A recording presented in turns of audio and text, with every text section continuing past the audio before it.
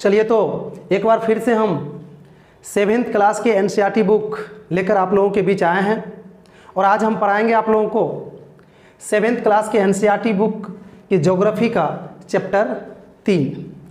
तो सबसे पहले हम आप लोगों को बता दें कि इस चैप्टर का नाम है हमारी बदलती पृथ्वी। जी, हमारी बदलती पृथ्वी। तो चैप्टर का जो नाम होता है उस नाम में पूरी चैप्टर की सारांश छुपी हुई रहती है। बिल्कुल, देखिए, हमारी बदलती पृथ्वी अर्थात पृथ्वी जिस दिन उत्पत्ति हुई थी, जिस दिन निर्माण हुआ था और इस पर मानव जीव जंतु आकर बस गए, तो उसके बाद इसमें कई परिवर्तन हुआ है, कई बदलाव हुआ है। उसी को आज हम बताएंगे आज के वीडियो में, आज के चैप्टर में, इसी को आज पढ़ना है। तो मैं आप लोग को एक छोटा सा जानकारी भी दूं कि हम जब बुक पढ़ाना शुरू करते हैं, चैप्टर पढ़ाना शुरू करते हैं, तो उस चैप्टर में जितने भी पॉइंट होता है जो 7th के स्टूडेंट के लिए एवं कंपटीशन के स्टूडेंट के लिए आवश्यक है, अनिवार्य है, जिसको पढ़ना है, उसको हम एक एक करके पहले आपके बोर्ड पर अंकित कर देते हैं। तो इस चैप्टर में कुल 11 पॉइंट हैं और इस 11 पॉइंट को पढ़ लेने के बाद चाहे 7th क्लास के स्टूडेंट हो या कंपटीशन के स्टूडेंट हो, तो अगर इस चैप्टर से कंपटीशन में क्वेश्चन पूछता है तो शायद एक भी क्वेश्चन नहीं छूटेगा। वैसे मैं आप लोगों को बता दूं कि यह एक ऐसा चैप्टर है जिसमें ऐसे ऐसे पॉइंट है, स्थलमंडल, ज्वालामुखी, भूकंप, भूकंपीय तरंग, नदी के कार्य, समुद्री तरंग के कार्य, हिमनद के कार्य, पवन के कार्य, और ऐसे ऐसे पॉइंट है जिससे हमको नहीं लगता है कि कोई भी कंपटीशन में इससे नहीं रहता होगा क्वेश्चन। इसलिए शायद आज दोनों के लिए महत्वपूर्ण है यह वीडियो। तो हम शुरू करते हैं। सबसे पहला पॉइंट है इस चैप्टर का स्थलमंडलीय प्लेट। जी, तो स्थलमंडल पृथ्वी की जो ऊपरी परत है उसी को स्थलमंडल कहा जाता है और यह स्थलमंडल कई प्लेटों में बटा हुआ है। वैसे मैं बता दूं आप लोग को, इसमें बड़े 6 प्लेट हैं और छोटे छोटे 9 प्लेट हैं। इन्हीं प्लेटों के मेल से यह बना हुआ लगता है कि बिल्कुल एक जैसा है, लेकिन एक जैसा नहीं है। यह कई प्लेटों के मेल से बना हुआ है। जिस तरह से घर में टाइल्स तो लगे होते हैं, लेकिन जब उसको जोड़ देने के बाद लगता है कि एकदम बराबर है, उसी तरह से पृथ्वी पर भी है। सभी प्लेट एक दूसरे से जुड़े हुए हैं। तो उन्हीं प्लेटों के समूह को, उन्हीं प्लेटों से जो एक बहुत बड़े स्थल बना, बहुत बड़े प्लेट बना, उसी को कहा गया है स्थलमंडलीय प्लेट। वैसे मैं बता दूं आप लोगों को कि आज मैं बस इस प्लेट को आपको संक्षेप में बताया कि बड़े 6 प्लेट है और छोटे 9 प्लेट है। वैसे मैं अगर इसका होगा तो एक स्पेशल वीडियो भी देंगे जिसमें सिर्फ प्लेट को पढ़ाऊँगा, क्योंकि इसमें तो 7th क्लास के और कंपटीशन की दृष्टि से जो अर्थात इस चैप्टर का सिलेबस है उसी में हमको बंध के रहना पड़ता है। लेकिन अगला वीडियो जो हम देंगे कि प्लेट, पृथ्वी के प्लेट का जो विस्तार पूर्वक वर्णन करेंगे, तो उसमें और डिटेल से इसकी जानकारी आपको मिलेगी। तो स्थलमंडलीय प्लेट क्लियर हो गया कि पृथ्वी की ऊपरी सतह कई प्लेटों से मेल से बना है। उन्हीं के समूह को स्थलमंडलीय प्लेट कहा जाता है या स्थलमंडलीय प्लेट के समूह कहा जाता है। यह इसमें मुख्य रूप से 6 बड़े और 9 छोटे प्लेट हैं। और एक महत्वपूर्ण जानकारी, ये जो प्लेट है ये गतिशील है। ये बिल्कुल ही धीमी गति से आगे बढ़ती रहती है, अपना जगह बदलती रहती है। और यह क्यों होता है? क्योंकि पृथ्वी की आंतरिक भाग बिल्कुल पिघला हुआ है, मैग्मा है उसमें, और उस पर जो प्लेट है तो मैग्मा के कारण से, पिघला हुआ होने के कारण से यह प्लेट मूव करता है, घूमता है, गति इसमें रहती है। और मैं एक चीज़ और यहाँ पर बहुत ही ध्यान देने बात है कि वो जो मूव करता है प्लेट, उन्हीं मूव के कारण कई तरह की घटनाएं हमारे धरातल पर भी उत्पन्न होती है। पृथ्वी के आंतरिक भाग में तो होती ही है, और उससे ऊपर भी कई तरह की घटनाएं, कई तरह के दृश्य, कई तरह के भूमि का आकार उत्पन्न होती है। तो शायद स्थल मंडल आपने बिल्कुल ही समझ गए होंगे कि स्थल मंडल और स्थल मंडल के प्लेट क्या है। अब इसी चैप्टर का दूसरा महत्वपूर्ण पॉइंट है अंतर्जनिक बल, उसको हम बताने जा रहे हैं। अंतर्जनिक बल क्या होता है वो सुन लीजिए। यह पृथ्वी के आंतरिक भाग में उत्पन्न होती है, अर्थात पृथ्वी के आंतरिक भाग में ताप, दाब या प्लेटों के टकराने इत्यादि से एक विशेष बल उत्पन्न होता है, एक विशेष ताकत उत्पन्न होती है। उसी ताकत, उसी बल को कहा जाता है अंतर्जनिक बल। और बता दें, अंतर्जनिक बल जो होता है उसको दो भागों में हम बांट सकते हैं, एक आकस्मिक अंतर्जनित बल और दूसरा दीर्घकालीन अंतर्जनित बल। आकस्मिक अंतर्जनित बल क्या होता है, अर्थात एकाएक तेज बल उत्पन्न हो गया, जैसे मैग्मा बहुत दिनों से एक जगह जमा हुआ पृथ्वी के अंदर, और वह उसमें इतना ताप हो गया कि वो बाहर आने के लिए बिल्कुल उतावलिक हो गया, और वह किसी मुलायम चट्टान को पाकर दबाव के पर वो बाहर आना शुरू हो गया। तो उस समय जो उसमें बल उत्पन्न हुआ उसको कहते हैं आकस्मिक बल, क्योंकि वो तुरंत बल उत्पन्न हुआ। वह इतना ताकतवर बल होता है कि चट्टान को चीरते फाड़ते उसमें से, पृथ्वी के आंतरिक भाग से बहुत सारे पदार्थ को बाहर निकाल देता है। अर्थात ज्वालामुखी जो उत्पन्न होता है वह इसी बल के कारण से, आकस्मिक बल के कारण से। और फिर भूकंप भी जो उत्पन्न होता है वह भी आकस्मिक अंतर्जनित बल से उत्पन्न होता है। तो चाहे प्लेट जब टकराएगा या फिर अंदर के मैग्मा जब बाहर आने का प्रयास करेगा, तो दोनों स्थिति में भूकंप भी उत्पन्न होगा। तो ज्वालामुखी और भूकंप जैसे धरातल पर उत्पन्न होने वाली जो आपदाएं हैं वह आकस्मिक अंतर्जनित बल से उत्पन्न होती है। तो इस पर कंपटीशन में इसी तरह से क्वेश्चन होता है कि भूकंप किस बल के कारण से उत्पन्न होती है, आकस्मिक अंतर्जनित बल, दीर्घकालीन अंतर्जनित बल या अनबल, या दोनों से। तो बिल्कुल इसमें सही आंसर हो गया आकस्मिक अंतर्जनित बल। अब दूसरा है दीर्घकालीन अंतर्जनित बल। दीर्घकालीन अंतर्जनित बल क्या होता है, यह इस बल की ताकत थोड़ी कम होती है, और इस बल के कारण से पृथ्वी के ऊपरी सतह पर पर्वत, पठार जैसी आकृति उत्पन्न होती है। क्योंकि यह धीरे धीरे, अब देखिए कैसे, अब यहाँ पर से कोई दो चट्टान हैं बाहर से, या दो प्लेट हैं, वह आपस में ऐसे अपनी ओर मुड़ रहा है, और धीरे धीरे, और इस बीच में जो भी पदार्थ होगा, जो भी चीज़ होगा, उस पर दबाव पड़ेगा, उसमें फॉल्ट होगा, और फोल्डिंग होने के बाद वो क्या करेगा, या तो नीचे जाएगा या ऊपर जाएगा। तो ऊपर जब जाएगा या तो पर्वत बनेगा या फिर पठार बनेगा। तो ये जो बल होते हैं, अर्थात पर्वत, पठार जैसी आकृति को बनने में जो ताकत काम करता है, वह ताकत बिल्कुल धीमी होती है, और वह भी अंतर्जनित बल ही होता है, ताकत अंतर्जनित ताकत ही होती है। तो उसको कहते हैं दीर्घकालीन अंतर्जनित बल। तो बिल्कुल क्लियर हो गया कि आकस्मिक अंतर्जनित बल के द्वारा भूकंप, ज्वालामुखी जैसे आपदाएं उत्पन्न होती है, और दीर्घकालीन अंतर्जनित बल के द्वारा पर्वत, पठार जैसी आकृतियां उत्पन्न होती है, बनती है। तो ये दोनों आप समझ गए अंतर्जनित बल के जो दो प्रकार थे। अब हम लोग चलते हैं बहिर्जनिक बल।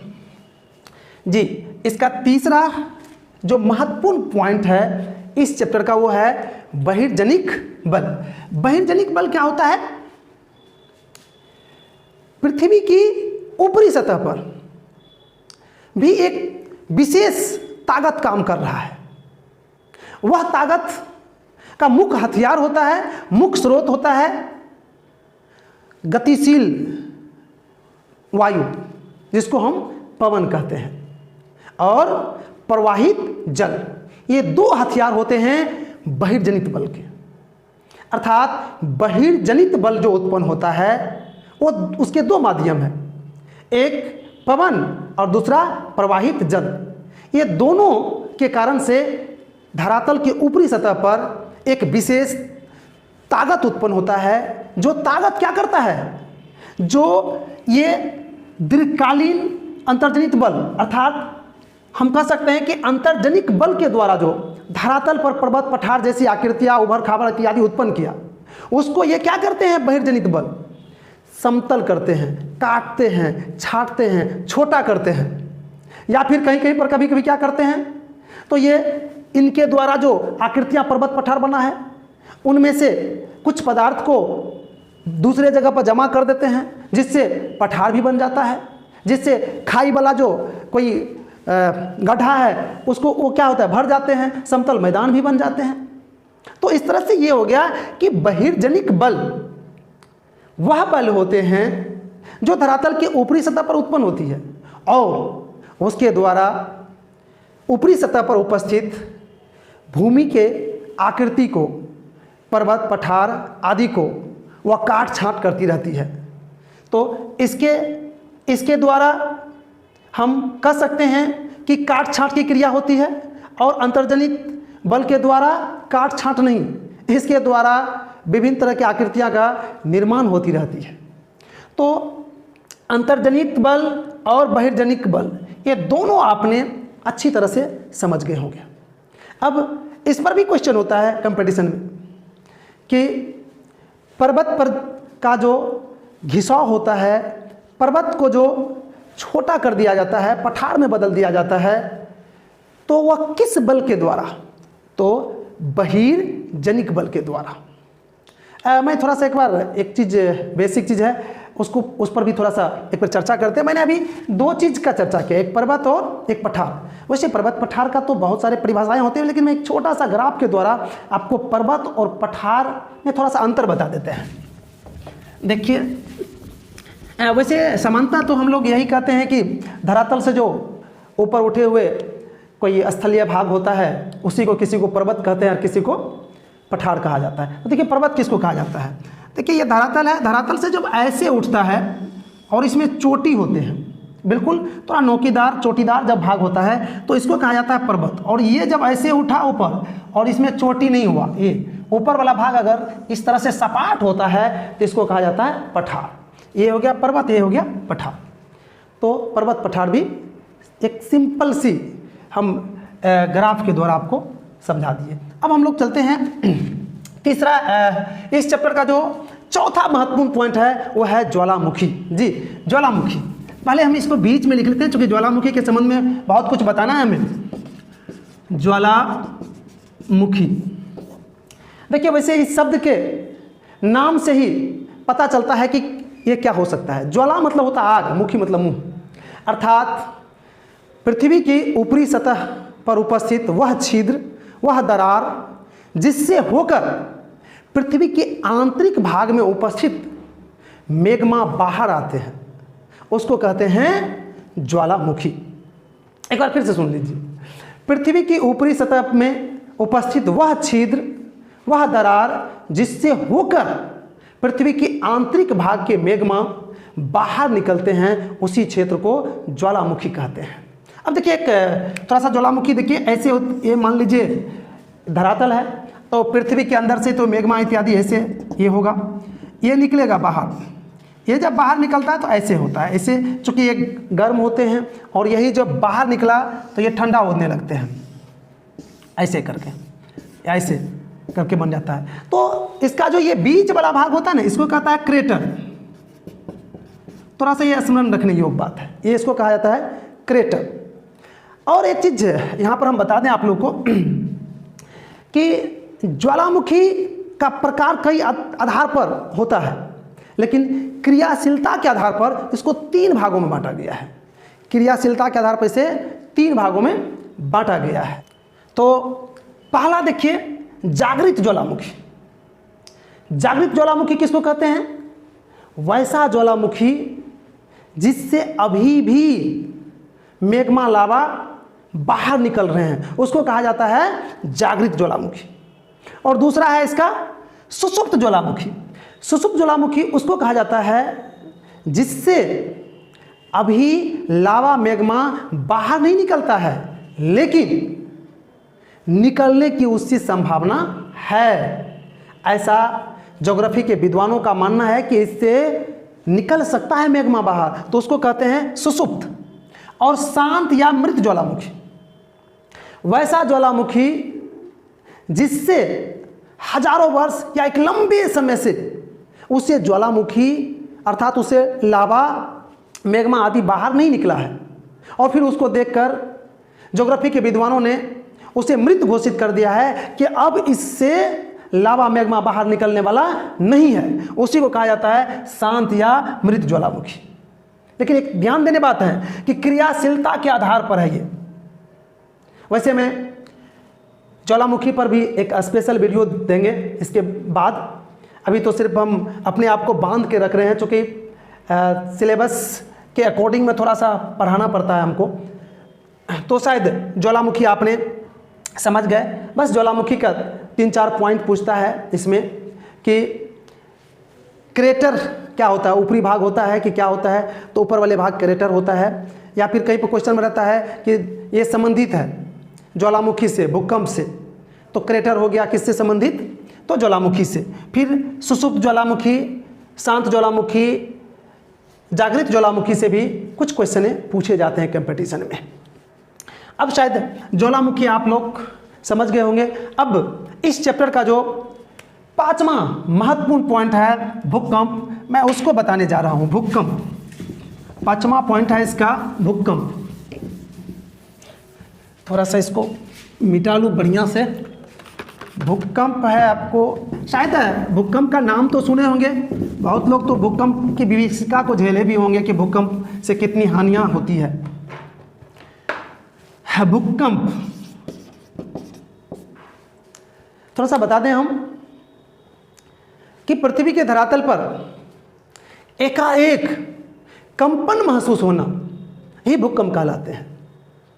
पृथ्वी के धरातल पर एकाएक कंपन महसूस होना ही भूकंप कहलाते हैं। अब भूकंप की जो उत्पत्ति होती है, थोड़ा सा उस पर जाते हैं हम। वैसे उत्पत्ति के कई कारण हैं। सबसे पहला कारण है इसका कि प्लेटों का आपस में टकराना।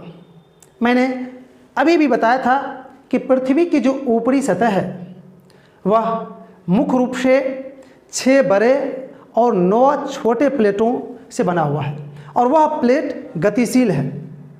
और जब यह प्लेट आपस में टकराते हैं कहीं पर, तो उससे भी भूकंप उत्पन्न होती है, धरातल पर कंपन उत्पन्न होती है, ऐसे ऐसे, उसी को भूकंप कहा जाता है। और दूसरा महत्वपूर्ण कारण है इसके कि ज्वालामुखी का फटना, अर्थात मैग्मा लावा जब मुलायम चट्टान या अन्य छिद्र से बाहर निकलते हैं तो काफ़ी स्पीड में निकलते हैं, उससे भी आसपास के क्षेत्रों में कंपन की स्थिति उत्पन्न होती है, उसी को कहते हैं भूकंप। थोड़ा सा 1-2 चीज़ भूकंप से संबंधित है, थोड़ा सा हम एक छोटा सा फिगर से समझाने का प्रयास करते हैं। देख लीजिए, ये पृथ्वी हो गया, पृथ्वी। अब पृथ्वी के ये बीच वाला भाग, हमें नीचे वाले का जरूरत नहीं है, हमें ये बीच वाला भाग अर्थात यहाँ, तो यहाँ पर देखिए ये मैग्मा इत्यादि जो भी है, मान लीजिए कि मैग्मे तेग्मे कुछ भी है या प्लेटें हुआ कुछ भी, यहाँ पर टकराया, यहाँ पर जैसे टकराता है या मैग्मा बाहर आता है तो टकराता है, तो यहाँ पर कंपन उत्पन्न होता है। अर्थात भूकंप के समय, अर्थात यहाँ पर जब टकराया तो उस समय जो एक कंपन उत्पन्न होता है, वह कंपन को भूकंपीय तरंग कहा जाता है। भूकंपीय तरंग, वैसे हम पढ़ाएंगे अभी भूकंपीय तरंग स्पेशल, लेकिन यहाँ पर जो कंपन उत्पन्न होगा तो उसको तरंग बोला जाएगा। लेकिन जहाँ पर ये कंपन उत्पन्न होता है उसको कहते हैं भूकंप केंद्र। भूकंप केंद्र कहा जाता है। और यहाँ पर जब कंपन उत्पन्न होता है तो यह कंपन आगे बढ़ता है। अब देखिए कैसे बढ़ता है, इसमें से यहाँ चल रहा है, ऐसे जा रहा है या ऐसे जा रहा है, तो यहाँ से जो कंपन बहुत सारे होते हैं उत्पन्न, उन कंपनों को 3 वर्गों में बांटा गया है, जिसको तरंग कहा जाता है। अर्थात फिर से एक बार दोहरा दें, भूकंप के समय उत्पन्न होने वाले कंपन को ही तरंग कहा जाता है। और इस समय बहुत सारे तरंग उत्पन्न होते हैं, उनको 3 वर्गों में बांटा गया है। पहला का नाम होता है पी वेव्स अर्थात प्राइमरी वेव्स या प्राथमिक तरंग, और दूसरा को कहा जाता है एस डब्ल्यू अर्थात सेकेंडरी वेव्स या द्वितीयक तरंग कहा जाता है, और तीसरा को कहा जाता है एल डब्ल्यू अर्थात लॉन्ग वेव्स अर्थात इसको दीर्घ तरंग या तृतीय तरंग भी कहा जाता है इसको, लेकिन इसका काफ़ी प्रचलित है लॉन्ग वेव्स अर्थात दीर्घ तरंग। ये तीन। तो देखिए यहाँ पर बिल्कुल ध्यान देने योग्य बात है कि यहाँ पर जो कंपन उत्पन्न हुआ तो तीन तरह के उसको बांटा गया। तो पहला का नाम है पी, और ये दूसरा का नाम है एस डब्ल्यू एस वेव्स, और तीसरा का नाम है एल डब्ल्यू। तो थोड़ा सा ये तरंग के विषय में अभी बताएंगे। पहले ये बता दें कि ये तरंग सबसे पहले धरातल पर जहां पहुंचती है, दस्तक देती है, अनुभव होता है, उस जगह को मान लीजिए जहां पर सबसे पहले दस्तक दिया, सबसे पहले अनुभव हुआ, तो इसको कहते हैं अधिकेंद्र। अधिकेंद्र अर्थात भूकंप जहां सबसे पहले धरातल पर अनुभव होगा उसको कहा जाएगा अधिकेंद्र। इसको एपिक सेंटर भी कहा जाता है, सुने होंगे आप लोग।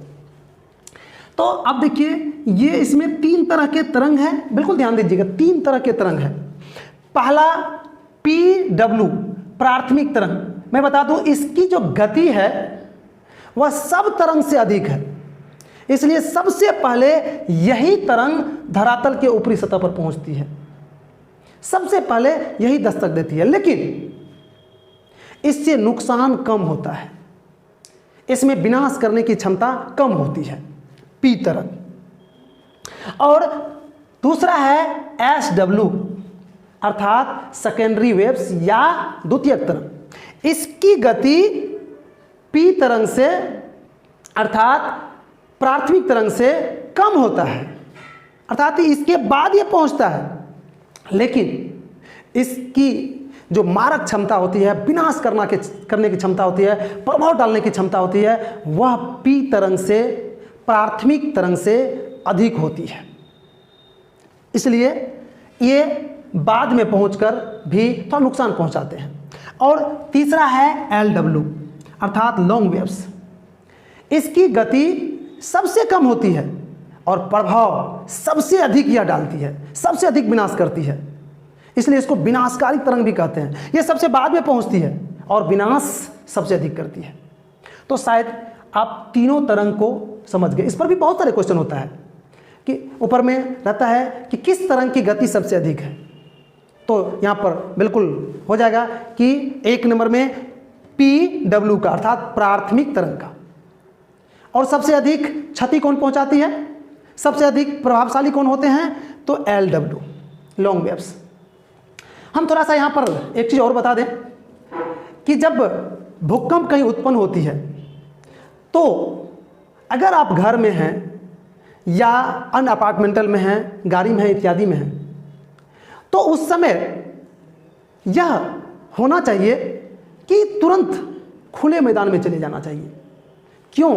क्योंकि जब आपको पहली बार भूकंप का अनुभव हुआ है तो वो हो सकता है कि ये होगा प्राथमिक तरंग। अब कौन हो, तीनों में से कौन है वो तो नहीं कह सकते हैं, लेकिन ऐसा संभावना व्यक्त किया जाता है कि ये होगा, पीडब्ल्यू होगा।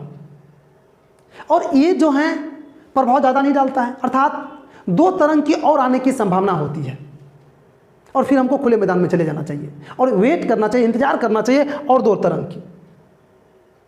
हाँ, एक बात है कि आप अगर घर से बाहर निकल गए, मैदान में चले गए और अगला झटका नहीं आया, तो फिर ये समझा जाता है कि लास्ट वाला ही आपको अनुभव हुआ होगा, अर्थात पी तरंग का उतना क्षमता नहीं था कि आपको उसका अनुभव कराए, वो आया होगा, आपको पता नहीं चला। तब हम समझते हैं कि शायद एल वेव्स ही था जिसका हमने अनुभव किया। तो इसलिए जब भी भूकंप का अनुभव हो तो बिल्कुल ही घर से, किसी अपार्टमेंटल से या गाड़ी इत्यादि में हैं तो उससे बाहर निकलकर खुले मैदान में चले जाना चाहिए। मैं वैसे एक बार और बता दूं कि इसमें इससे ज़्यादा हम अभी नहीं दे सकते हैं, इसका भी स्पेशल वीडियो देंगे हम भूकंप का। और उसमें पूरे खुल के हम बताएंगे, पूरी तरह से बताएंगे और अधिक से अधिक समय देके बताएंगे। तो शायद आपने भूकंप की उत्पत्ति, भूकंप के अधिकेंद्र और भूकंप के जो तरंग था उसको भी आपने समझ गए। तो आज हम ये 7th क्लास के एनसीईआरटी बुक के जो तीसरा चैप्टर था, जिसका महत्वपूर्ण पॉइंट स्थलमंडलीय प्लेट, अंतर्जनिक बल, बहिर्जनिक बल, ज्वालामुखी, भूकंप जो था उसको मैंने समझाने का, बताने का प्रयास किया। और इसमें से कुछ पॉइंट बच रहा है, नदी के कार्य, समुद्री तरंग के कार्य, हिमनद के कार्य, पवन के कार्य। यह वीडियो थोड़ा सा लंबा हो रहा है, इसलिए इस पार्ट में हम बस यही भूकंपीय तरंग तक दे रहे हैं। उसके बाद इसका दूसरा पार्ट में हम ये 4 पॉइंट जो बच गया आपका वो देंगे। तो चलिए आज हम यहीं पर विराम देना चाहते हैं, लेकिन एक बात आपको बता दें कि इसमें हम वो जो इस 4 जो पॉइंट बचा हुआ है वो जो वीडियो बनाएंगे तो उसका इसमें लिंक जरूर दे देंगे। चलिए आज यहीं तक, अगली जानकारी अगली वीडियो में।